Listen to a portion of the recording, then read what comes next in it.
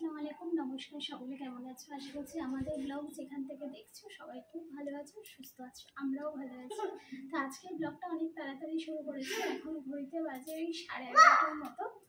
আর এখন হচ্ছে কি বানাচ্ছি তোমাদের বলি আর কেন বানাচ্ছি। এখন হচ্ছে ঈদের জন্য দুধ সিমাই, ঈদ স্পেশাল দুধ সিমাই হচ্ছে। আর সত্যি কথা বলতে আমার যেহেতু দোকান আছে, মানে সাজগোজের দোকান সব আছে, তো আমার এই ঈদের সময় প্রচণ্ড চাপ থাকবে, তার জন্য আমি এখানে আগেই বানিয়ে রাখছি। আর এটা একেবারে আমাদের রেসিপির চ্যানেলেও যাবে। তো আজকে সেইটাই দেখাচ্ছি যে দুধ সিমাই কীরকমভাবে করবে আর মানে কত সুন্দর টেস্ট হবে সেটা। আর এটা আজকে আমি করে ফেলছি ওই কারণে যে আমার দোকানের চাপের জন্য আমি কাজ হালকা করে রাখছি, কারণ অনেকটা চাপ হবে আর ঈদের দিনে এত কিছু একসাথে করা যায় না। তো চলো দেখাই তোমাদের যে কেমন আমি করেছি। তো এখানে দুধ জাল করা হয়ে গেছে আর এখানে ড্রাই ফ্রুটসগুলো গরম জলে ভিজিয়ে রেখেছি। এবার ড্রাই ফ্রুটসগুলোকে ঘিতে ভেজে নেব, কড়াই বসিয়েছি। তো চলো তোমরা মাঝে মধ্যে আমি তোমাদের সাথে শেয়ার তো অবশ্যই করি আর করব। আর আমার মেয়েটা গন্ডগোল করছে। মাম্মা, মাম্মা সে হাই, বলো বলো বলো, হ্যাঁ ভালো করে বলো, বলো আসসালামু আলাইকুম। ওয়ালাইকুম আসসালাম। বলো সবাই কেমন আছো? সবাই কেমন আছো? বলো আমার রিপ্লাই দিও। দিও। আচ্ছা, করছি বাবু, করছি বাবু, করছি বাবু, করছি বাবু। চলো বন্ধুরা, এখন আমার কর্তামশাই করছে সিমুই রান্না। মানে সিমুই রান্না মানে কি, আমার কাজটাও একটুখানি নাড়াচাড়া করে নিচ্ছে। আর এই সিমুইটা এখন দেয়া হয়ে গেছে ঘিয়ের মধ্যে ভাজতে। তো ঘিয়ে একটু লালচে করে নেব, খুব বেশি মানে এইগুলো সাদা তো, আর দুধের মধ্যে বেশ একটু কালারফুল হলে ভালো লাগে দেখতে। তো আমি একটু লালচে লালচে করে ভাজবো, আমি একদম সাদা রাখবো না। আর এইদিকে হচ্ছে ড্রাই ফ্রুটস ভাজা হয়ে গেছে আর ওদিকে দুধও মানে গরম হয়ে গেছে। দুধটা রাখতে গিয়ে দেখো গ্যাসের ওখানে পড়ে কি হয়েছে। তো যাই হোক, এখানে ভাজাটা কমপ্লিট হোক, তারপর আবার আসছি। এখন হচ্ছে দুধের মধ্যে এলাচ, তেজপাতা, চিনি দিয়ে দিয়েছি, তারপরে দিয়ে দিলাম এখন ভাজা সিমাইটা।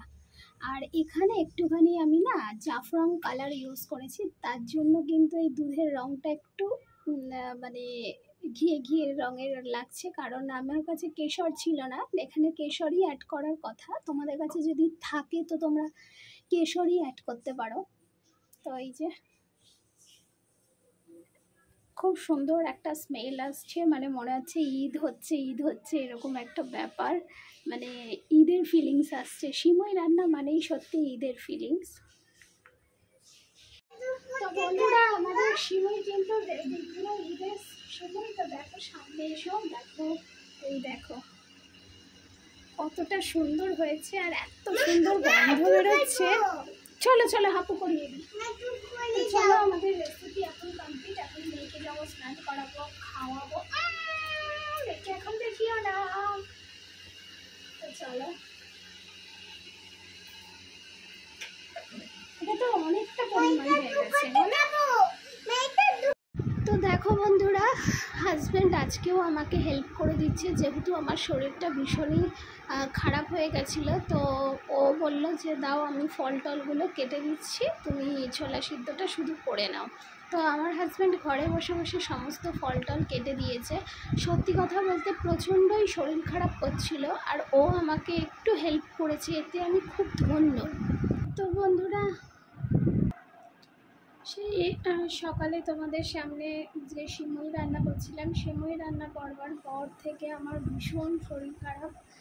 মানে কি বলবো, মানে এত মাথা ঘুরছিল, মানে একটুও শুতে পারছি না, বসতে পারছি না, মাথা ঘুরছে, গা ঘুরাচ্ছে, গলা অবধি হয়ে গেছে, মানে শরীরটা এতটাই খারাপ হয়ে গেছে যে আর ব্লগ সেই থেকে কন্টিনিউ করিনি। এখন ঘড়িতে বাজে 5:20। আজকে অনেকগুলো চাদর ভিজিয়েছিলাম কালকে রাতে, সেগুলো ধোয়ার ছিল, সব ছিল, কিন্তু এত শরীর খারাপ হচ্ছে মানে করছিল যে মাথা ঘুরছিল, বমি পাচ্ছিল, মানে জানি কিন্তু গ্যাস হয়েছে বলে মনে হচ্ছে না, কিন্তু মনে হয় এটা গ্যাসেরই হবে হয়তো। মাথা ঘোরাচ্ছিল। লাস্টে কী করলাম, আমার বর বলল যে তুমি ভালো করে স্নান করো, আমি ওই চাদরগুলো ধুয়ে দেবো, তুমি স্নান করে গিয়ে একটু রেস্ট নাও। তো আমি ওর কথা শুনে গিয়ে স্নান করে ভালো করে গিয়ে রেস্ট নিলাম, আর ও চাদরগুলো ধুয়ে দিয়েছিল। আর আমি গিয়ে ঘুম থেকে ওঠার পর থেকে শরীরটা এখন একটু ভালো লাগছে, আর ও ওই জন্যে ফল টলগুলো কাটলো। আর আমি এখন হচ্ছে কি কিচেনে একটু ছোলা সিদ্ধ করে নিচ্ছি, কারণ এখন আর কিছু করার নেই। মামাম, তোমার মামামের শরীর খারাপ হচ্ছিল না? বলে দাও, মামামের কি হচ্ছিল? মাথা ঘুরছিল? হ্যাঁ, শরীর খারাপ, মাথা ঘুরছিল। কি হচ্ছিল? দেখো কেমন পাগলি পাগলি দেখতে লাগছে, দেখো চুল বাঁধবে না, কিছুতেই চুল বাঁধবে না। আর ওর চুলটা বড় রেখেছি কেন বলো তো, সামনে ঈদ আসছে, আর মেয়েদের একটু মাথায় চুল না থাকলে আমার আবার ভালো লাগে না। তার জন্য আমি ওকে একটুখানি চুল রেখেছি, ঈদটা হয়ে গেলে আবার করে দেবো বা চুল কেটে দেবো। দেখো পুরো যেন মনে হচ্ছে পাখির বাসা, চুলটা এমন হয়ে গেছে। ওটা কেমন খেতে? ওরে বাবা, শুনলে তোমরা? তো চলো এখন কিচেনে যাওয়া যাক।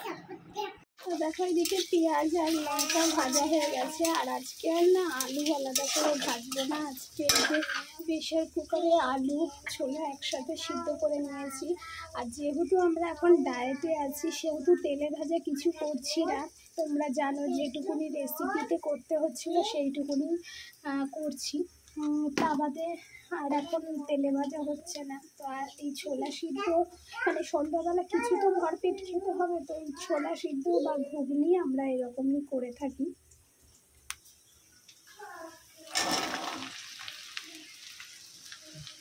তো এখন এই ছোলাটা ভাজা বাকি আছে, আর বাবা একটু হেল্প করে দিল। শরীর খারাপ থাকলে মানুষের সত্যি কিছু ভালো লাগে না, যতই মানে সব দিক দিয়ে খুশি থাকে না কেন, শরীর যদি না ভালো থাকে কোনো কিছু পারমিট করবে না। তো নুন তো দিয়ে সিদ্ধ করে দিয়েছিলাম, তাও উপর থেকে একটু নুন দিয়ে দেবো। তো বন্ধুরা এখন ইফতার সমস্ত কিছু নিয়ে চলে এসেছি রুমের মধ্যে। এখন হচ্ছে জোগাড় করার পালা। এখানে ছোলা নিয়েছি, ছোলাতে এখনও নুন মাখানো হয়নি। আর এখানে সব ফল কেটে নিয়েছি, তরমুজ, কলা, আঙুর, আম, শসা এগুলো আছে। আর এদিকে করেছি হচ্ছে তোমার ছোলা সিদ্ধ, সেটা তো তোমাদের দেখালামই, এই যে ছোলা সিদ্ধ। এখন হচ্ছে কি আমার খেজুরটা বার করার কথা, তো ফ্রিজটা দেখো না পুরো মানে প্যাকড আপ হয়ে রয়েছে। আর আজকে ধরো 24টা রোজা হচ্ছে, 24টা রোজার দিনে আমি হঠাৎ করে এতটাই অসুস্থ হয়ে পড়বো বুঝতেই পারিনি। তো যাই হোক, বিকালের পর থেকে শরীরটা ভালো আছে, আলহামদুলিল্লাহ, আল্লাহ ভালো রেখেছে। যাই হোক, তো এখন হচ্ছে কি আমি আমার বরের সাথে কথা বলতে বলতে কাজগুলো রেডি করছি। আমি যে এই সিমইটা তৈরি করেছিলাম সকাল মানে বেলার দিকে, সেটাকে আমি ফ্রিজে তুলে দিয়েছিলাম, জানি খাবে না, ঈদের দিন খাওয়া হবে। তো উনি বলছে যে, আমার হাজব্যান্ড বলছে আজকে করলাম, আজকে একটু খাই টাটকা টাটকা, তারপরে নয় আবার ঈদের দিনে খাওয়া হবে। তার জন্য আমি আবার বার করলাম। তো এই যাচ্ছে, এখন ইফতারের প্রস্তুতি করছি। এই রমজান মাসটার অপেক্ষা আমরা সারা বছর করে থাকি, আর এই দেখতে দেখতে আর কটা রোজা হাতে গোনা, 5টা 6টা রোজা বাকি আছে। আর তারপর আবার সেই রমজান মাস শেষ, আবার সেই আমাদের খাওয়া দাওয়া, দুপুরের রান্না, রাতের রান্না, এগুলো আবার শুরু হয়ে যাবে। তো ভালোও লাগে যে রমজান মাসে সবাই একসাথে এইভাবে ইফতার করা। অন্য সময়ও সবাই একসাথে খাই, কিন্তু রমজান মাসের আমেজটাই পুরো আলাদা হয়। আর এখানে আমার হাজব্যান্ড হচ্ছে দুজনের জন্য লেবু শরবত করছে, আমার শাশুড়ি মা খাবেন না, উনি টক খেতে চান না। আর এখানে হচ্ছে ছোলাতে বিট লবণ দিয়ে দিচ্ছে। আর আমার মেয়ে তো, আমরা এগুলো করছি, ও ওর ধানে আছে, সারাক্ষণ বদমাইশি, সারাক্ষণ মানে কি বলবো আর, ওর খুনসুটি। আর এখানে দেখো অলরেডি আজান হয়ে গেছে, এবারে আমরা মুখে পানি দেওয়ার সময় হয়ে গেছে, তো আমরা খেজুর দিয়ে ইফতারটা শুরু করি সব সময়। তো খেজুর খাওয়া সুন্নত, তাই আমরা খেজুর দিয়ে ইফতারটা শুরু করছি। আর এদিকে তো মা চলে এসেছে, মা একটু ওষুধ খেয়ে আসে বলে একটু দেরি হয়। আর আমি প্রথমেই আজকে হচ্ছে গ্যাসের ওষুধ খেলাম, কারণ প্রচণ্ড গ্যাস হয়েছিল, প্রচণ্ড গ্যাসেই হয়তো মাথাটা ঘুরছিল। আমি তেমন অনুভব করিনি, কিন্তু আমার হাজব্যান্ড বললো যে গ্যাসের ওষুধ খাও আগে, তো আমি আজকে গ্যাসের ওষুধ খেয়ে নিলাম আগে, তারপরেই সব কিছুতে মুখ দিলাম। তো যাই হোক, আল্লাহ যেন এই কটা দিন ভালো রাখে, এতদিন রোজা করলাম, আর এই শেষের কটা দিনের জন্য যেন আমার কিছু ত্রুটি না থেকে থাকে।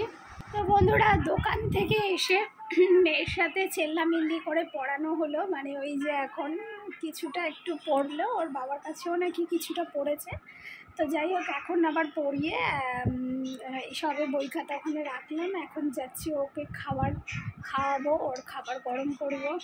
তো চলো, ডালটা গরম করতে দিয়েছি, একটু গরম হলে ভালো হয়। এই যে কোনো রকমের ডাল করেছিলাম, ডাল, আর এখানে ভোরের জন্য ডিম সিদ্ধ, আর এখানে মাম্মামের জন্য ভাত। আমরা যেহেতু ডায়েটে রয়েছি, ভাত রুটি কিছুই খাই না, আমাদের যা খাওয়ার ইফতারের সময় খেয়েছি, আর কিছুটা ফল ছিল, ছোলা সিদ্ধ ছিল, সেটা এখন খেয়ে নিলাম।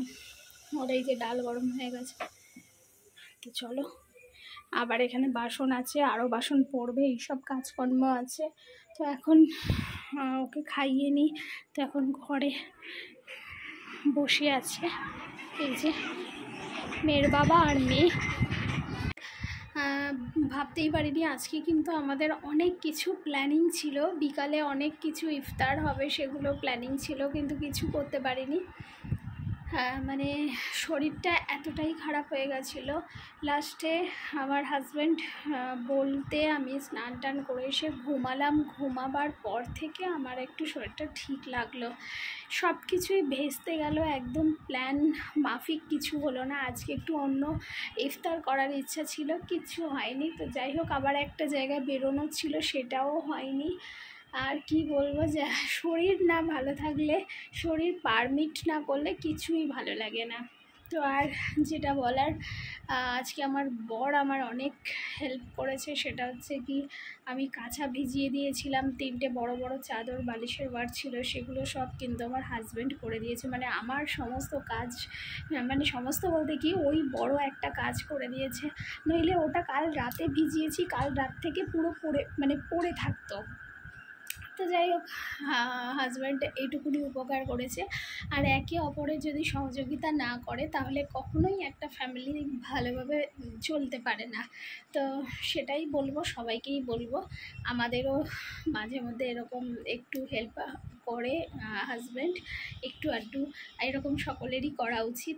তো যাই হোক, আজকের ব্লগটা এখানেই শেষ করছি। ভালো লাগলে লাইক, কমেন্ট, সাবস্ক্রাইব সব কিছু এক ধার দিয়ে করো।